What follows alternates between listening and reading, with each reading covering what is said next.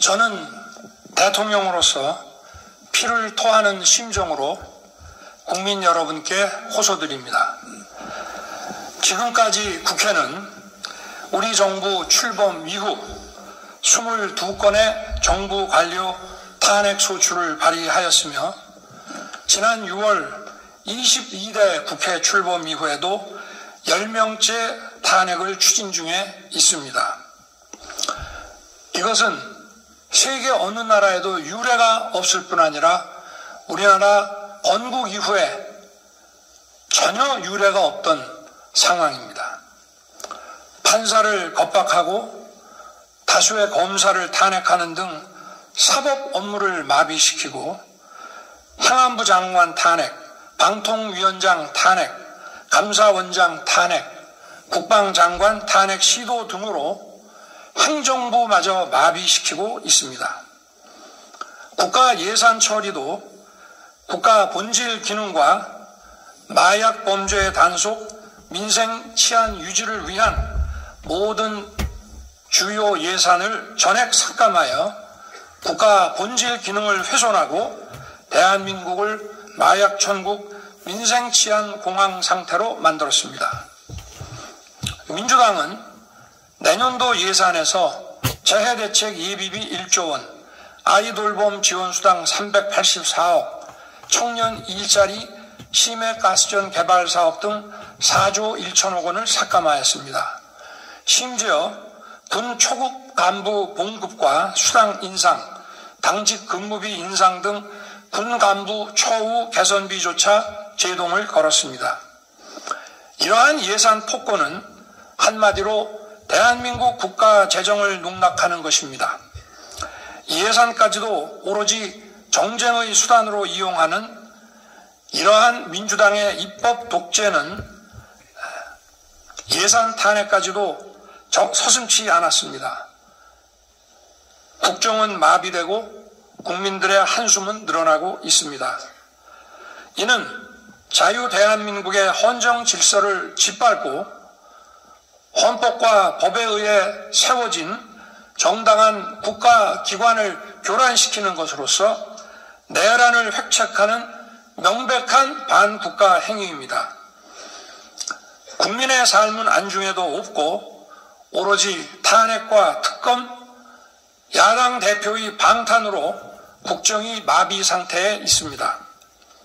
지금 우리 국회는 범죄자 집단의 소굴이 되었고 입법 독재를 통해 국가의 사법 행정 시스템을 마비시키고 자유민주주의 체제의 전복을 기도하고 있습니다.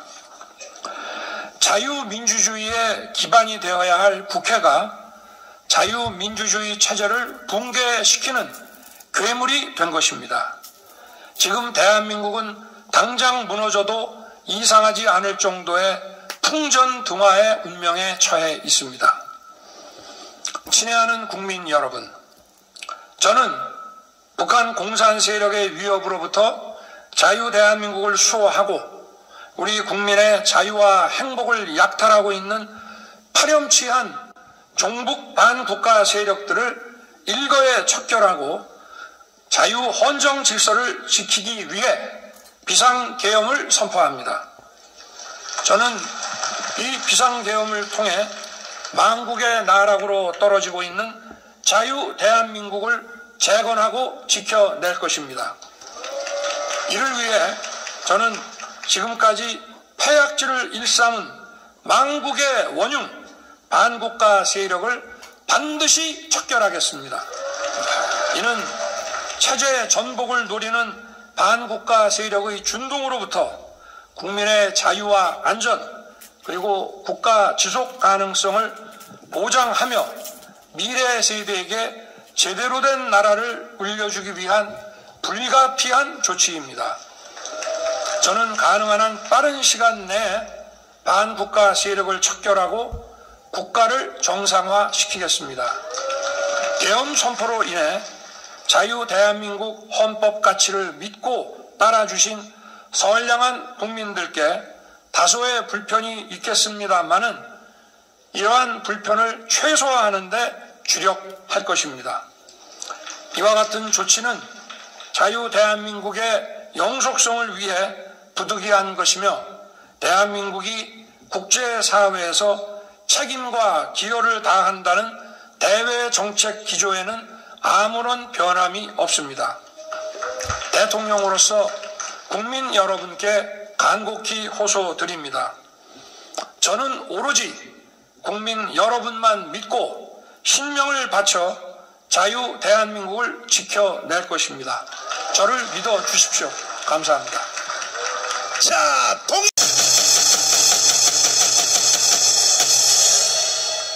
이야, 부산 갈매기들이 많이 왔네. 자, 존경하는 국민 여러분, 그리고 850만 해외 동포 여러분, 지금 백척 간도에 놓인 이 대한민국을 반드시 우리가 건져내기 위하여 금번 토요일 날 우리가 1000만을 가문광장으로 동원하기 위해서 부산대에 저희들이 참여했습니다. 자, 우선 이번 토요일 날 개최되는 국민혁명대회, 거기에 여기 오신 여러분들이 다 참석하기를 원하시면 두 손 들고 만세. 끝났습니다. 끝났어. 자, 그러면 왜 이런 일이 일어났는가? 뭐냐? 윤석열 대통령께서 왜 계엄령을 그렇게 선포했는가? 이것도 전국 계엄도 아니고 딱 원포인트, 투포인트 이 계엄을 명령했습니다. 첫째는 뭐냐? 국회의사당. 두 번째는 어디냐? 이 공수부대원들이 더 국회보다 더 많이 간 숫자가 어디냐 하면 선거관리위원회를 쳐들어갔습니다. 그러면 계엄령을 한다고 할 때는 원래 과거에 보면 또 상식적으로 새벽 2시에 해야 되거든요. 새벽 2시에 이 계엄령을 내려야 국민들이 다 잠자는 사이에 아침에 딱 일어나면 이게 군인의 세상이 되었네. 전체 다 동네 골목 군인들이 딱 점령을 해야 되는데 세상에 계엄령을 하는데 밤 10시 25분에 하는 거야. 이 윤석열 대통령의 계엄령의 선언문이 10시 25분에 선포가 되니까 이게 뭐냐? 국민들 보고 다 알으란 얘기예요. 그 다음에 또 뭐냐면 이재명 보고 다 알으란 얘기야. 그리고 국회에서 미리 준비하라고. 이래서 윤석열은 천재입니다. 천재. 나는 윤석열 대통령에 대하여 늘 아쉬움을 가지고 있었는데 이번에 계엄령을 하는 걸 보니까 이제는 정치에도 천재가 돼서 천재. 동의하십니까? 결국은 보니까 국회에 진입한 공수부대도 이것도 트릭이고 결국은 선관위를 압수수색을 했습니다. 선관위 압수수색을 했는데 YTN에서 보도한 이 영상을 한번 보십시오. 선관위에서 지금 박스를 들고 나오는 거야. 자, 보십시오. 보여요? 결국은 선관위에 저 박스를 왜 들고 나오느냐? 그렇게 우리가 원했던 자유통일당이 원했던 부정선거를 밝히기 위하여 윤석열 대통령께서는 결단을 내리고 그래서 결국은 윤석열 대통령이 계엄을 통하여 아니 검사들을 통해서 압수수색을 하면 되지 않느냐? 절대 불가능합니다. 이미 먼저 또 이름 잊어먹었어. 뭐야?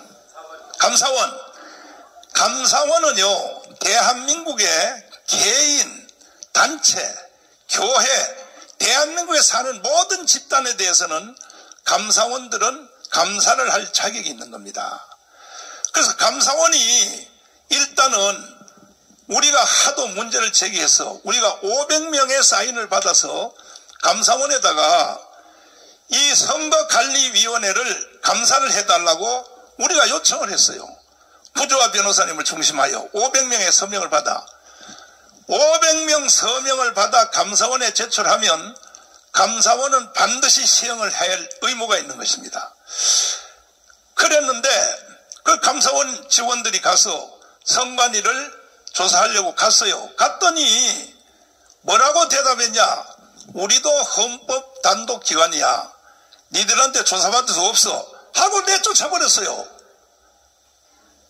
그러면 돼요, 안 돼요?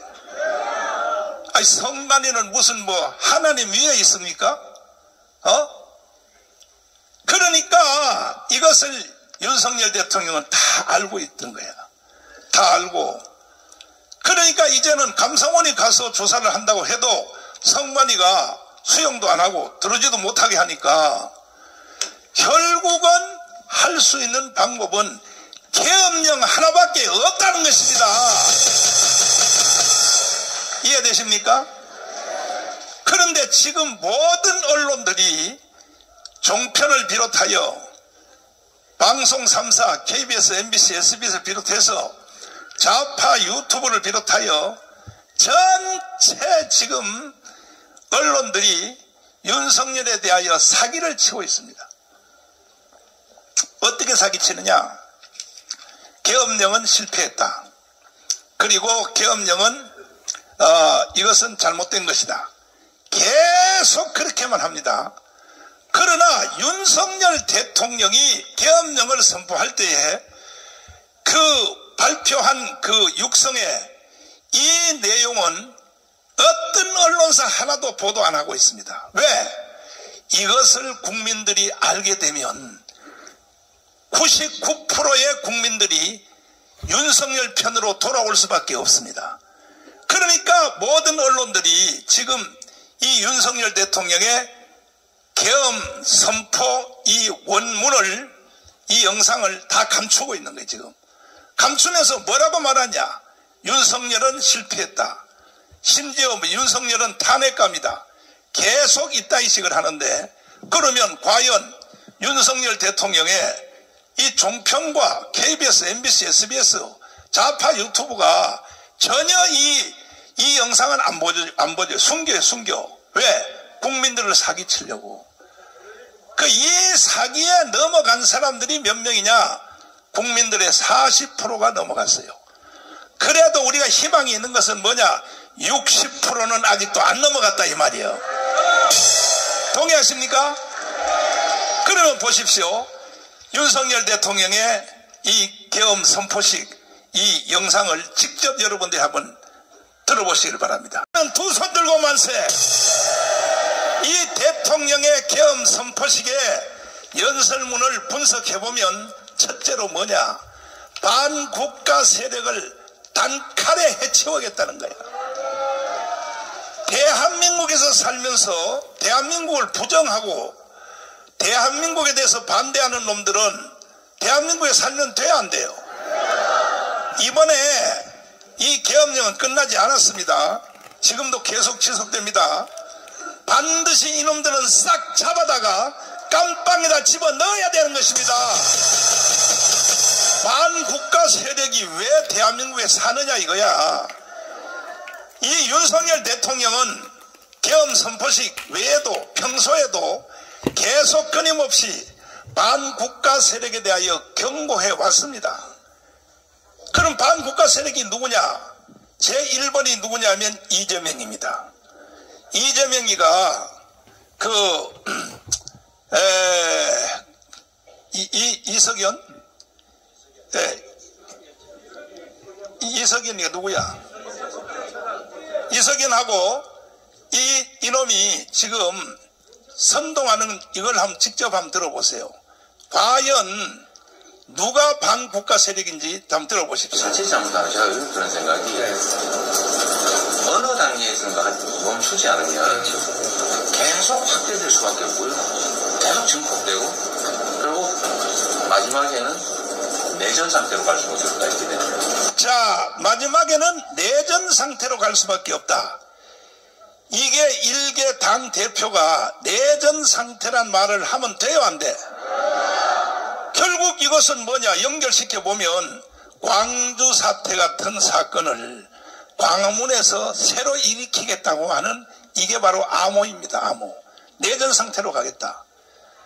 그러면 그래서 그때부터 이재명 이놈이 지금 5번째 했는데, 첫 번째는 남대문 앞에서, 서울역 앞에서 선동하는 연설을 했어요.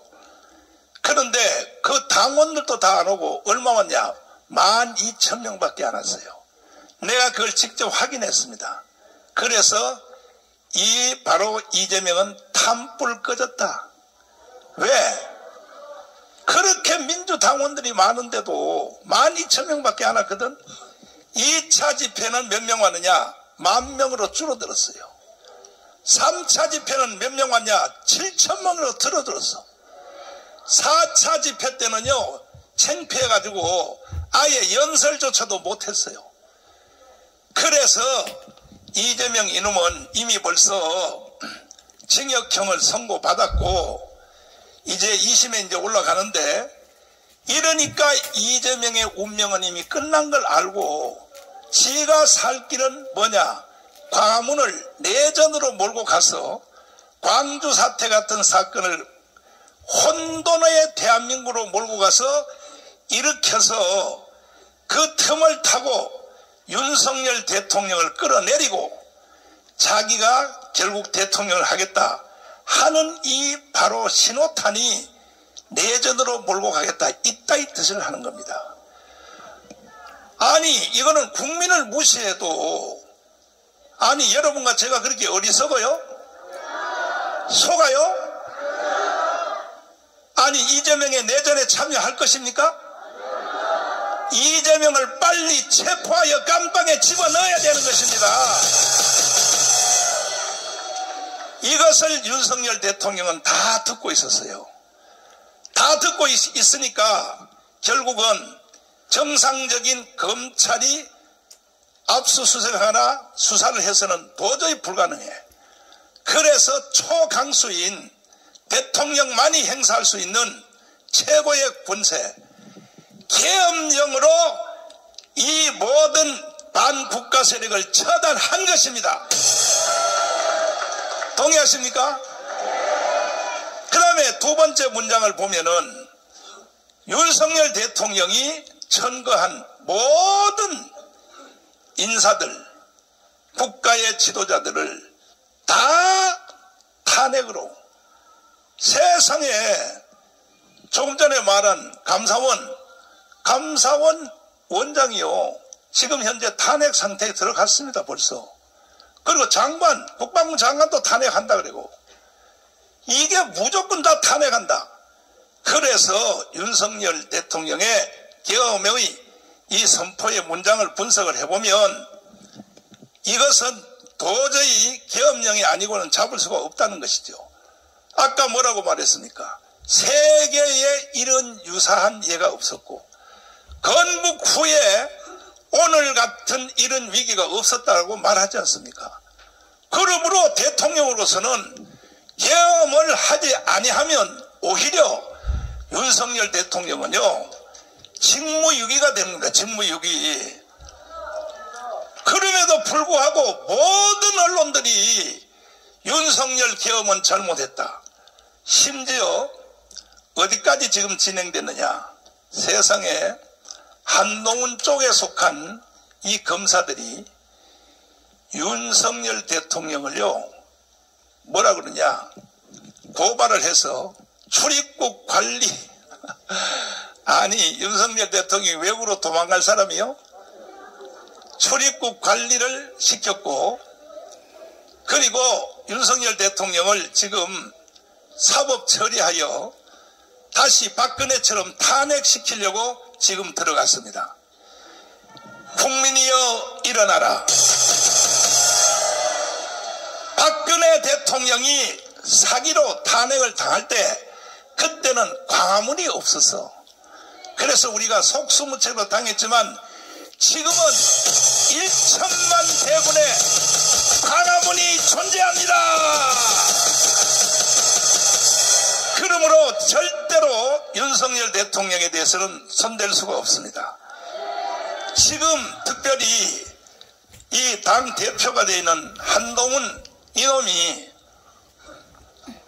세상에 윤석열 대통령한테 협박을 해서 앞으로 정치에 관여하지 말고 그냥 한남동에서 조용히 쉬고 있으면 자기가 총리하고 한덕수 총리하고 한동훈 지 두한 씨가 자기가 다 국정을 운영한다고. 아니, 한동훈이가 기자회견 했어 안 했어요? 했어 안 했어요?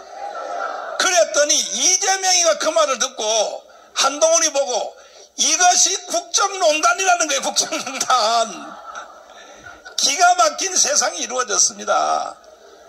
그래서 지금은 우리는 한동훈 이놈하고 이재명 이 두 놈 때문에 대한민국이 지금 위기에 처했기 때문에 반드시 우리는 이겨내야 될 것입니다.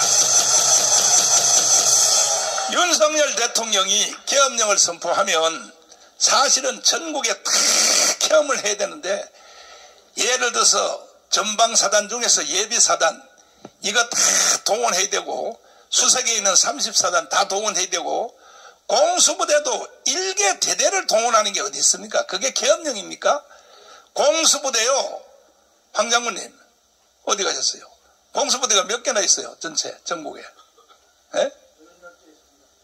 열 몇 개라고 이렇게 또 암호를 또 이게 또 비밀 누설니까 내가 까버릴 거예요. 13개 13개 13개 13개 공수부대를 다 동원을 해야 계엄이 될 거 아닙니까? 근데 하나도 안 했어요. 하나도 안 하고 공수부대 중에서 일개 대대만 동원했고, 그 중에서 표적지가 국회를 터는 척 하면서 공수부대원들이요, 세상에 국회를 봉쇄하라고 파송된 공수부대가 저 뒷문을 열고 국회의원들 보고 들어가라 그랬어. 들어가라고. 들어가라고. 이게 계엄령입니까? 결국은 목적지는 딱 한 곳이었습니다. 과천에 있는 선거관리위원회를, 이것을 털으려고. 그래서 윤석열이는 천재다 이거예요. 천재. 우리가 그동안에 4월 10일 총선 이후로 우리 자유통일당을 중심으로 우리 애국 우파들은 끊임없이 주장하기를 뭐라 그랬냐? 부정선거를 조사해달라. 했어 안 했어요? 했어요 안 했어? 끊임없이 우리는 주장했고, 왜냐하면은 부정선거가 확실한 것은 왜 그러냐? 자, 이제 담임이가 만든 영상을 한번 들어봐 주십시오. 이거는요, 장일 목사님이 부산에 직접 와서 수도 없이 틀어줬지만 다시 한번 들어보세요. 부정선거가 있었나 없었냐? 부산에 어느 지역에는 빵표야, 빵표. 아니, 이렇게 여기 부산에 많은 사람들이 왔는데 빵표 나오는 지역이 있을 수 있어요? 여러분, 빵표 찍었어? 이번에 우리가 선거를 할 때에 구호는 28청춘으로 했어. 28청춘이 뭐야? 지역구는 2번을 찍어라. 국민의힘 정당 후보를 찍어라 이거야. 그래서 부산에 있는 국회의원들이 다 당선된 거예요. 누구 때문에? 자유통일당 때문에. 내 말이 맞아요 안 맞아?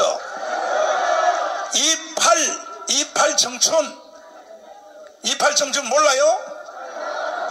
아니, 그것도 모르고 여기 앉아있어. 다시 28청춘 알아요?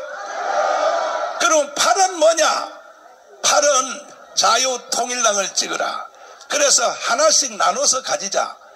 이렇게 했는데, 그래서 우리는 2번은 다 찍어가지고, 그래서 국회의원들을 우리는 특별히 부산, 경북, 대구 싹쓸이 했습니다. 싹쓸이 했는데, 세상에 이 한동훈 이놈이 배신을 때린 거야.